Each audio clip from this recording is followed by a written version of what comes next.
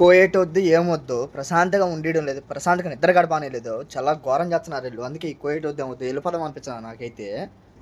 దీనమ్మ జీవితం ఎందుకు ఈ మారైపోతుంది నాకైతే అర్థం కాదు. కానీ చాలా తలనొప్పి చేస్తా ఉన్నది మైండ్ ఎత్తే. డబ్బులు డబ్బులు ఎవరిదో మరి తెలియదు నాకు. చూడండి ఎంత రాదో లెక్కేసి చూపిస్తాం మీకు నుండి అట్లాగే.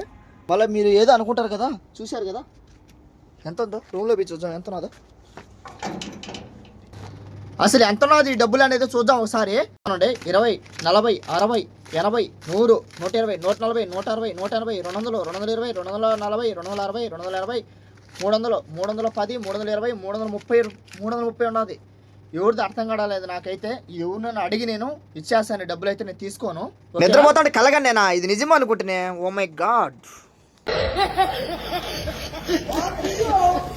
కింద ఉండే పని మనిషి 50 దినాలు ఇచ్చి బ్యాంకులో వేయమని చెప్పింది. అలాగే పైన ఉండే పని మనిషి వచ్చి 280 దినాలు ఇచ్చి బ్యాంకులో వేయమని చెప్పింది. ఒకరు వచ్చి శ్రీలంక, ఒకరు వచ్చి నేపాల్. వాళ్ళిద్దరికైతే డబ్బులు అయితే పంపించడానికి అయితే వెళ్ళాను. అక్కడైతే డబ్బులు అయితే పంపించేసాను. మొత్తానికైతే కంప్లీట్ అయిపోయింది. ఈ వీడియో ఎలా ఉందో ఒకసారి కామెంట్ రూపంలో చెప్పండి.